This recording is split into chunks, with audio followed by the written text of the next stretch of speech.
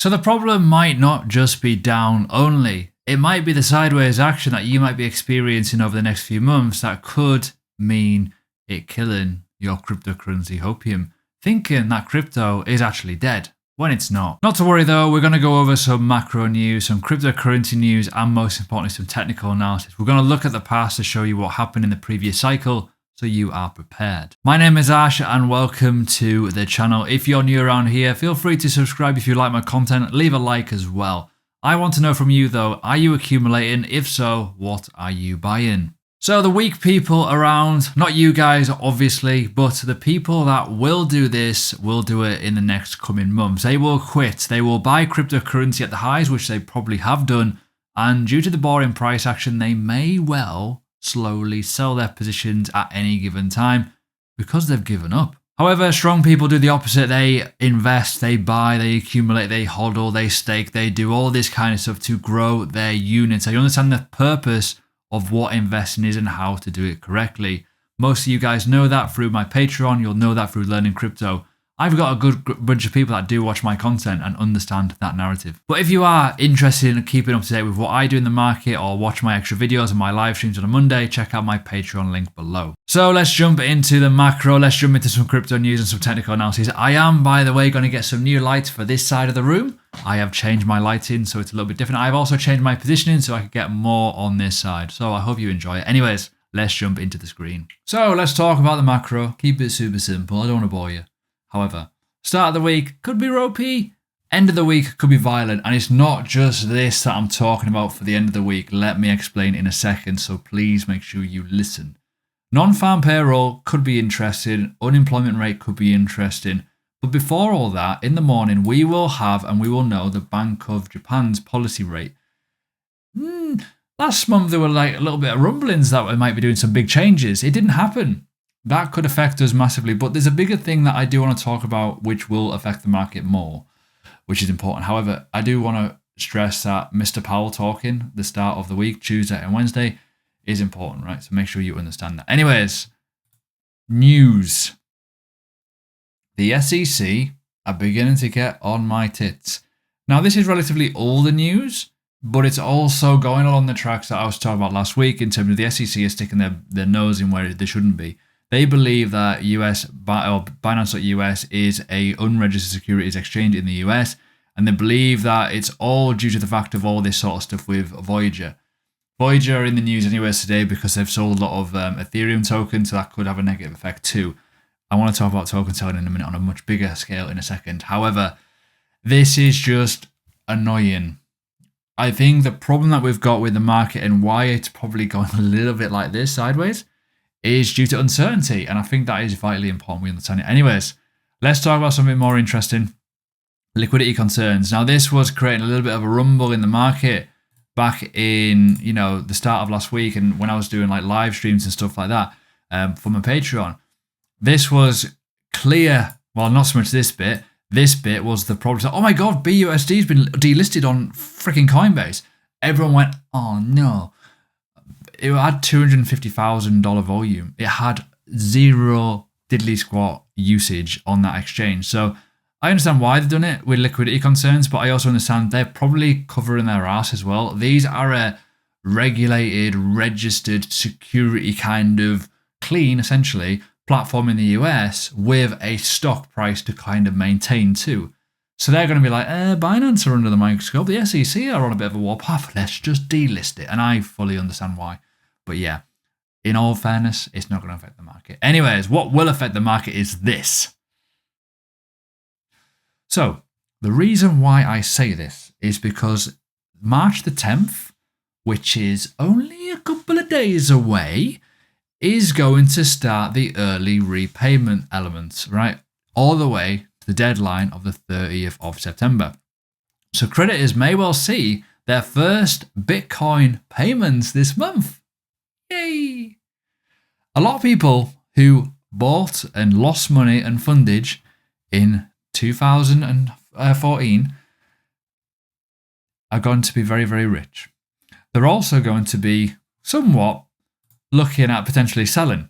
So we'll see how things go. This could be very interesting. Now, I want to stress we don't know roughly how much, but if we're talking about the balance sheet and the proportions of it, it's a fucking lot. So be careful with what could be sprouted about. Now, we don't know what's going to happen. We don't know if people are going to hodl, if they're going to sell, if it's gone elsewhere. I don't know. However, if it's going to go onto the market, onto the open market, it will create a little bit of panic, maybe opportunity. They may well hodl. They may well hold on and think, you know what, I've held it for so long, I'm happy to hold.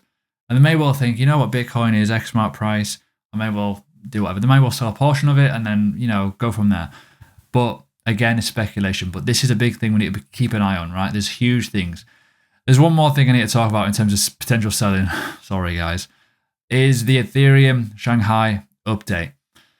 Only 16% of people who are staking this currently are in profit ahead of the new Shanghai update. These have been staking for a long, long time, so I want you to understand that. This was back in December 2020. This was before the freaking cycle went kaboom. Will you bugger off with all these? They're doing amazing. But you get the idea, right? So there will be some people that will be like, yeah, cool, let's go for it. So it's kind of went up and then went back down again. If this price was like up here, I would imagine a lot of people would have sold, if that makes sense, but they haven't. So again, it's another situation where it depends on the mindset of people, which is a huge factor of this video, is the thumbnail, mindset. Are you going to, in this time period, accumulate, make money, keep buying in the times of like uncertainty, or are you going to quit? Most people, I think, certainly in the Mt. Gox Swan and certainly in this, there's probably going to be a lot of people that like knew what they were doing. And they kind of have been rewarded as well. Certainly the Mt. Gox lot have been rewarded by just being able to hodl, unfortunately. But with the Ethereum side of it, they've known what they're going into. Most people do. So let's talk about some price action before we go into the main crux of it in terms of what could be happening over the course of the next 12 months, potentially, right? Now, for me, this is the range of all ranges. Top of the range, bottom of the range, middle of the range. It's nearly perfect. It really is. And we're talking from mid-May here, where we started to fall into that kind of range for the first time. We have nearly been in this price action for almost 1 year, which is scary. So about 9 months now. That's a long time. A very long time. So yeah, it's not looking great, but I want to talk about this in kind of obvious terms, and I will go on in a second, so please make sure you do, figure this bit out in a minute. I will show you what is happening now, which is very much alike to the previous cycle. Now, I explained on my Twitter not too long ago that the cycles are very much obvious. You got up only, you got down only, you got sideways, and you got the reset, basically, right? I feel that we're in stage 3, which is sideways, right? When we look at the likes of Avalanche, I'll move that arrow. You get the idea. I mean, if you just zoom out enough, you can just see, what is it saying buy for? Don't buy it.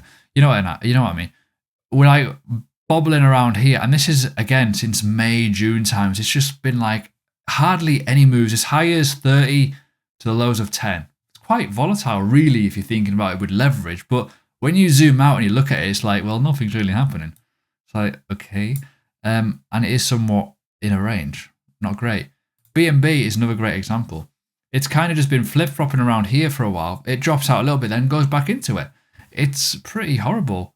Polkadot, again, look at this. From this point here, let me remove all the noise. You can see where it's like started here, and we're back at this price point from July. Up a bit, down a bit, sideways, down a bit, up a bit. It's not looking great, right? So this is like what I'm trying to say to people, saying like, you've got time to accumulate. You can do so much with this information, and you can be like, right, I could buy an average of Polkadot below $6, ka-ching, and happily stake it and just chill out, right? Glimmer, another great example. I mean, this looks even worse because of the way that it was released, but when you zoom out enough, you can just see, like, look at it. It's sideways. Nothing's happening. This could happen for much longer. Why do I think it could last for much longer? Well, because if we look at the past of the likes of Cardano, for example, here. So this is Cardano. Hello, if you've probably heard of it.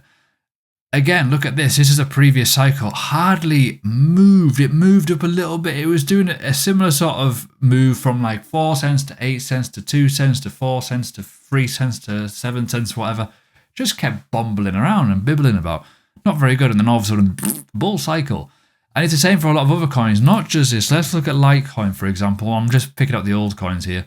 So when we look at the old, you can see, whoom, and then melt. First cycle, this is right back in the olden days, right? Again, second cycle, big giga boom. And then we had this alike to what Bitcoin was in, where it went up and then went down and went up. Now, Litecoin, again, consolidated for a very, very long time here for a good 6, 7, 8 months. And then obviously the cycle. But Litecoin back in those days was very similar to what Bitcoin was doing. Let's look at some, more random stuff, right? Let's look at Ethereum. What was Ethereum doing back in those days?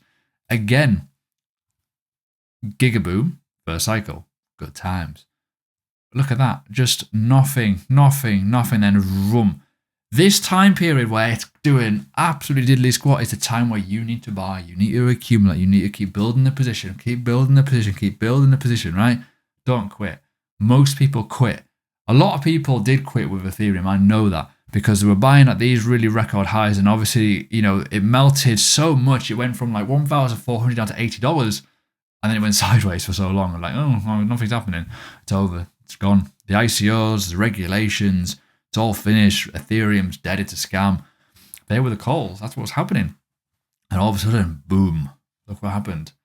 Look where we are. Look what we're doing.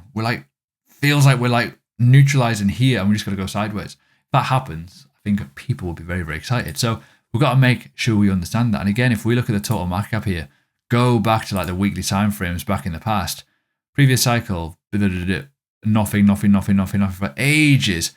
Went up a little bit, slowly grinded down, consolidated a bit, COVID crash, boom. We've got to look at the facts here. You need to be looking at buying. If you quit and you come back in 12 months time, give or take, and the hype is here for the new halving and the prices have already gone, you've already missed your opportunity to buy. You can be buying, you can be accumulating, you can be staking. Now, even me, and a few months ago, as in early January, I, went all in. I was buying in November, I was buying in October, I was buying December, I was buying in all those wintry, horrible, ugly months where it was like, oh my God, what's happening? And I'm staking now. I'm just sitting on my bag, getting a zero base cost on my staking rewards, which is nice. And I can buy more if we go lower because I am ready to do so. You've got to have a plan. The plan is simple. Follow where the accumulation is. The top market cap coins is a great place to start. A lot of these coins up here are actually okay. They're pretty decent. They probably will survive over the longer term period. We need to buy. Look at NIA, for example, right? This is starting to slowly, look at it. For 1, 2, 3, 4, 5, 6, 7 weeks of nothing, literally nothingness. You zoom out and you look at it and you think, oh my God, look at it. It's meh, meh, meh. That's literally sideways from what, 20th of January, give or take. Awful. Just chop. It kills people. It gets boring. So, there we go. I hope this video has helped understand where you should be putting your money in terms of not so much where, but when sort of thing. So make sure you understand it. If you enjoy my stuff, leave a like. And yeah, see you very soon. I will be doing some educational videos on learning crypto. Check out that channel. There's a link below if you want to get into it.